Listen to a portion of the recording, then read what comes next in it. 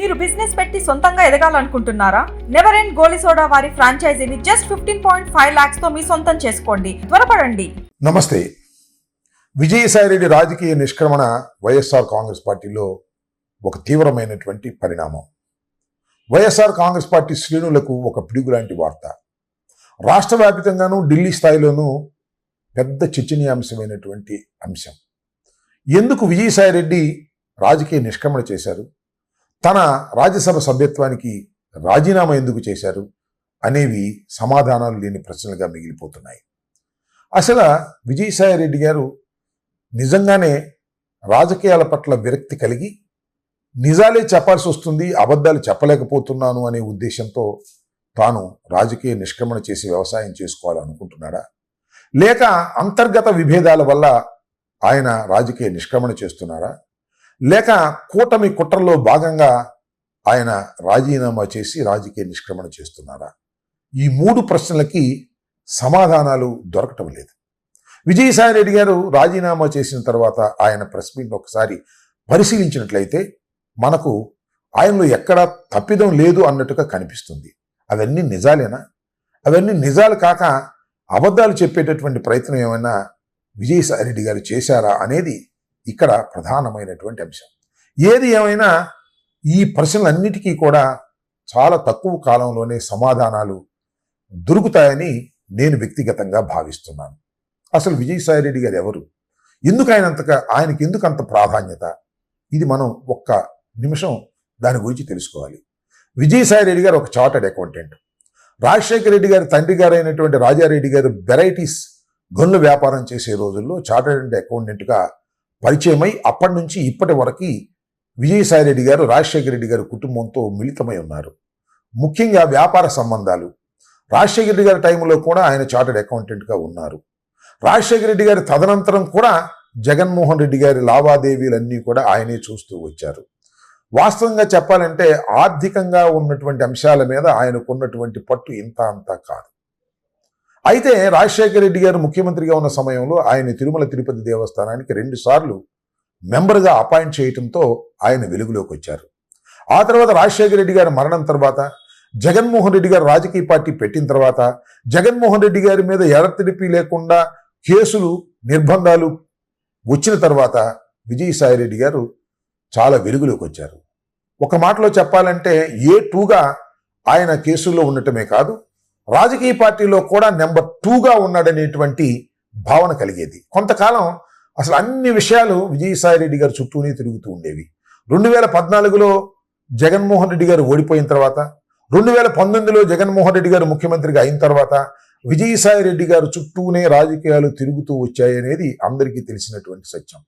చాలా గొప్ప పాత్ర ఆయన పోషించాడు, పార్టీ అధికారంలో ఉన్నప్పుడు లేనప్పుడు కూడా అనేది కేడర్ యొక్క అభిప్రాయం.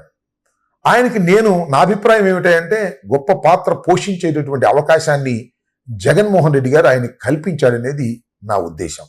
ఏది ఏమైనా విజయసాయిరెడ్డి గారు పార్టీ నుంచి బయటకు వెళ్ళటం, రాజకీయాల నుంచి నిష్క్రమించటం అనేది వైఎస్ఆర్ కాంగ్రెస్ పార్టీని తీవ్రమైనటువంటి నష్టానికి గురి చేస్తుందనే ప్రచారం మెండుగా సాగుతుంది. గురి చేయటమే కాదు, అయిపోయింది ఇక వైఎస్ఆర్ కాంగ్రెస్ పార్టీ పని. జగన్మోహన్ రెడ్డి గారికి అత్యంత సన్నిహితుడైనటువంటి విజయసాయిరెడ్డి వెళ్ళిపోయిన తర్వాత ఇంకా జగన్మోహన్ రెడ్డి వెంట ఎవరుంటారు, జగన్మోహన్ రెడ్డి గారి పార్టీ ఇంతటితో అయిపోతుందనేటువంటి ప్రచారాన్ని కూడా చాలా విరివిగా రాజకీయ పక్షాలు, వ్యతిరేక రాజకీయ పక్షాలు చేస్తూ ఉన్న విషయాన్ని కూడా మనం చూస్తున్నాం. ఒక విధంగా చెప్పాలంటే రాజకీయ ప్రత్యర్థులకు విజయసాయిరెడ్డి ఒక ఆయుధాన్ని ఇచ్చాడు. ఎందుకు విజయసాయిరెడ్డి గారు ఈ సందర్భంలో పార్టీ కష్టకాలంలో ఉన్నప్పుడు, కేవలం 11 ఎమ్మెల్యేలు మాత్రమే గెలుచుకున్నప్పుడు ఎందుకు ఆయన రాజకీయ నిష్క్రమణ చేశాడు? ఇంకా 3.5 సంవత్సరాల పాటు రాజ్యసభ్యుడిగా కొనసాగే అవకాశం ఉన్నప్పుడు అనేది ఇక్కడ చర్చ. చాలామంది వెళ్ళిపోయారు. అంతకుముందు కూడా 3 పార్లమెంటు సభ్యులు వెళ్ళిపోయారు.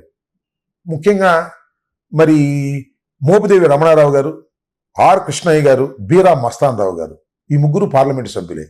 ఈ 3 కూడా పార్టీని వదిలిపెట్టి వెళ్ళినప్పుడు కూడా ఇంత నిరుత్సాహం కానీ ఇంత చర్చ కానీ జరగలేదు. కానీ విజయసాయిరెడ్డి వెళ్ళిపోవడంతో పెద్ద చర్చ జరుగుతూ ఉన్నది. ఈ చర్చకు వైఎస్ఆర్ కాంగ్రెస్ పార్టీ కార్యకర్తలు కూడా గురవుతున్నారు.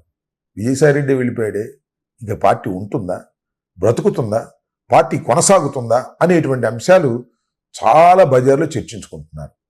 అందువల్ల ఇక్కడ నేను ఒక విషయాన్ని నేను చెప్పదలుచుకున్నాను.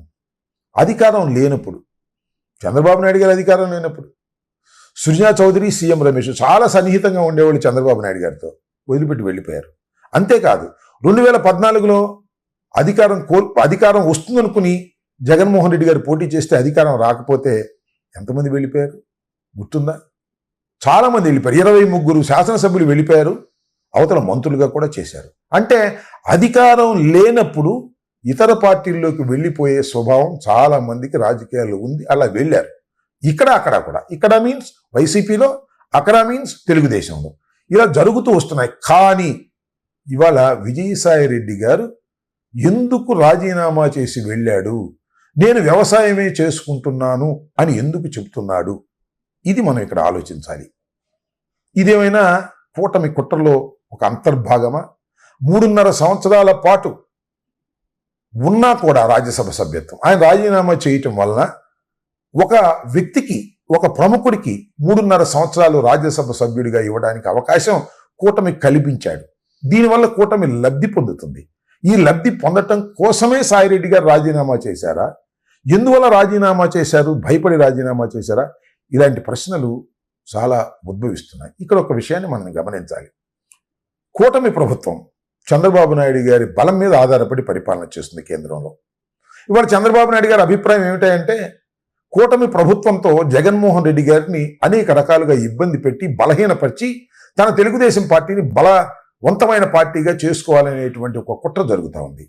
ఈ కుట్రలో భాగంగానే ఇది జరిగిందా? కూటమి ప్రభుత్వం చంద్రబాబు నాయుడు గారి మాట విని జగన్మోహన్ రెడ్డి గారిని అన్ని రకాలుగా ఇబ్బంది పెట్టాలనేటువంటి ప్రయత్నం ఏమైనా చేస్తుందా?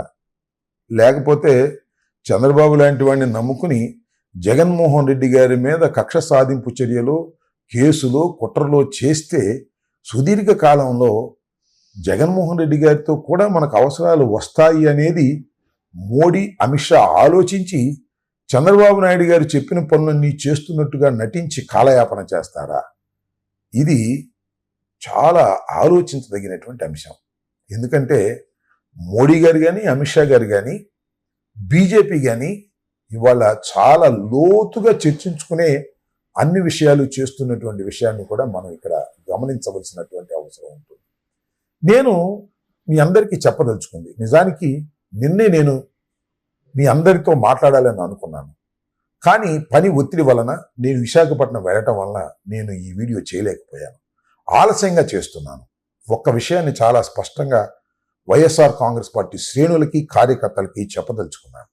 నిజమే, విజయసాయిరెడ్డి వెళ్ళిపోవటం అనేది మోరల్గా చాలా బాధ కలిగించేటటువంటి అంశం. కానీ ఎందరు వెళ్ళినా కూడా వైఎస్ఆర్ కాంగ్రెస్ పార్టీ బెదిరిపోదు, చెదిరిపోదు అనే విషయాన్ని కార్యకర్తలు గమనించాలని, మనోధైర్యాన్ని పెంచుకోవాలని కూడా ఈ సందర్భంగా నేను చెప్పదలుచుకున్నాను.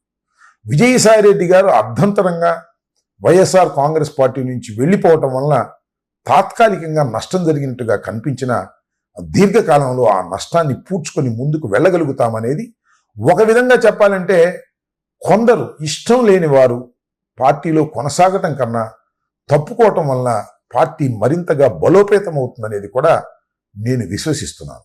ఇంకా 4 సంవత్సరాల పాటు ఎన్నికలు ఉన్నాయి షెడ్యూల్ ప్రకారం జరిగితే.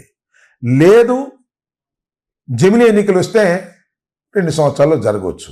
బట్ జమిని ఎన్నికలు వస్తాయని నేను వ్యక్తిగతంగా నమ్మటం లేదు.